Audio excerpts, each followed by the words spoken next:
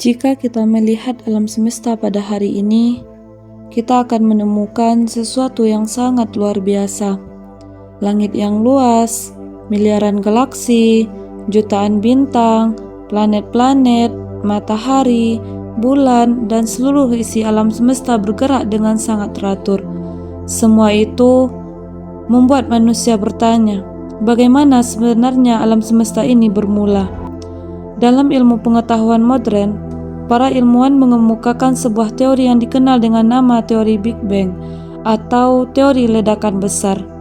Teori ini menjelaskan bahwa alam semesta pada awalnya berasal dari satu titik yang sangat kecil, sangat padat, dan memiliki suhu yang sangat panas. Pada masa awal tersebut belum ada bintang, belum ada galaksi, belum ada bumi, bahkan ruang dan waktu pun belum terbentuk seperti sekarang. Seluruh materi alam semesta masih menyatu dalam satu kesatuan yang sangat kecil. Kemudian, sekitar 13,8 miliar tahun yang lalu terjadilah sebuah ledakan besar yang disebut dengan Big Bang. Ledakan ini bukan ledakan biasa seperti bom, tetapi merupakan awal terbentuknya ruang, waktu, energi, dan materi di alam semesta.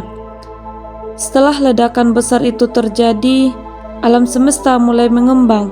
Matahari yang sebelumnya menyatu mulai terpisah dan menyebar ke berbagai arah.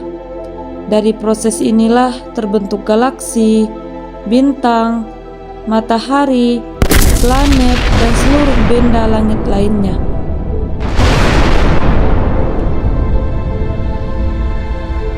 Para ilmuwan modern menemukan bahwa alam semesta sampai sekarang masih terus mengembang. Hal ini dibuktikan melalui pengamatan terhadap galaksi-galaksi yang paling menjauh satu sama lain. Menariknya, jauh sebelum teori Big Bang ditemukan oleh para ilmuwan modern, Al-Quran telah memberikan isyarat tentang asal mula alam semesta tersebut. Sebagaimana Allah Subhanahu wa Ta'ala berfirman dalam surat Al-Anbiya ayat 30. أَوَلَمْ يَرَ الَّذِينَ كَفَرُوا أَنَّ السَّمَاوَاتِ وَالْأَرْضَ كَانَتَا رَتْقًا فَفَتَقْنَاهُمَا وَجَعَلْنَا مِنَ الْمَاءِ كُلَّ شَيْءٍ حَيٍّ أَفَلَا يُؤْمِنُونَ. Dalam ayat ini terdapat dua kata penting yang menjadi pusat pembahasan kemukjizatan ilmiah Al-Quran.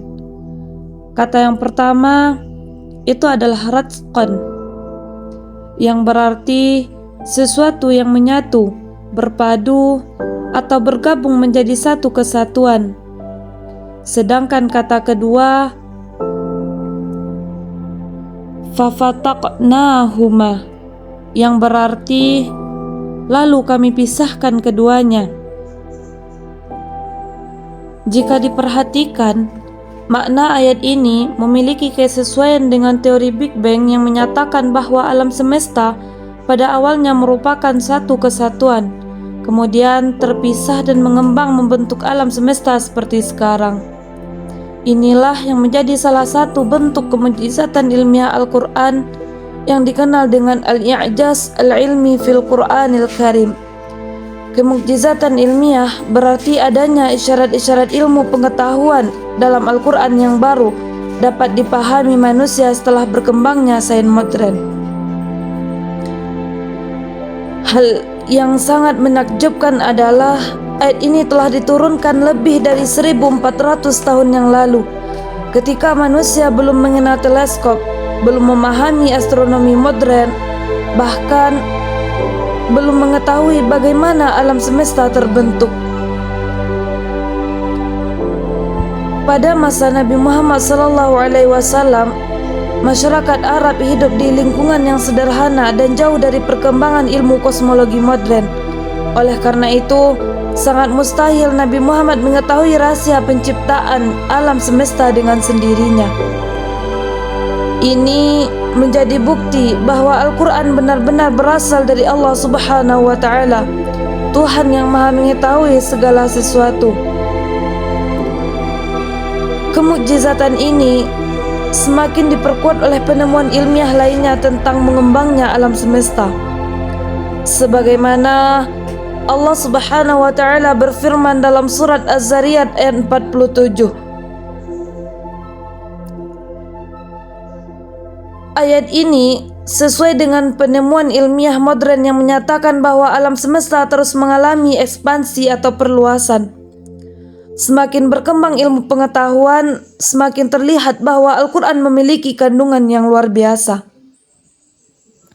Namun, perlu dipahami bahwa Al-Quran bukanlah buku astronomi ataupun buku fisika. Tujuan utama Al-Quran adalah menjadi petunjuk hidup bagi manusia. Akan tetapi, ketika fakta-fakta ilmiah modern ternyata sesuai dengan apa yang disebutkan dalam Al-Quran, maka hal tersebut menjadi salah satu bukti kebenaran wahyu Allah. Dalam kajian I'jaz Al-Quran, hal seperti ini menjadi bukti bahwa Al-Quran memiliki mukjizat yang tidak dimiliki oleh kitab ataupun perkataan manusia biasa. Karena manusia pada masa itu tidak mungkin mampu menjelaskan asal mula alam semesta secara detail tanpa bantuan teknologi modern. Selain menjelaskan tentang penciptaan alam semesta, ayat ini juga mengajarkan manusia untuk berpikir dan merenungkan kebesaran Allah. Alam semesta yang sangat luas ini tidak tercipta secara sia-sia. Semua bergerak dengan aturan yang sangat sempurna. Planet beredar pada orbitnya, matahari bersinar dengan teratur, dan galaksi-galaksi bergerak sesuai dengan ketentuan Allah.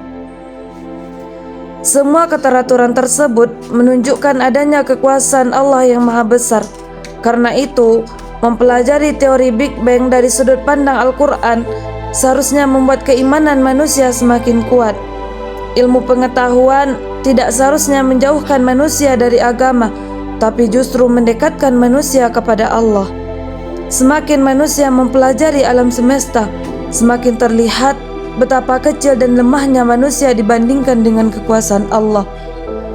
Dari pembahasan ini dapat disimpulkan bahwa surat Al-Anbiya ayat 30 merupakan salah satu bukti kemukjizatan ilmiah Al-Quran karena kandungannya sesuai dengan teori modern tentang asal mula alam semesta, yaitu teori Big Bang.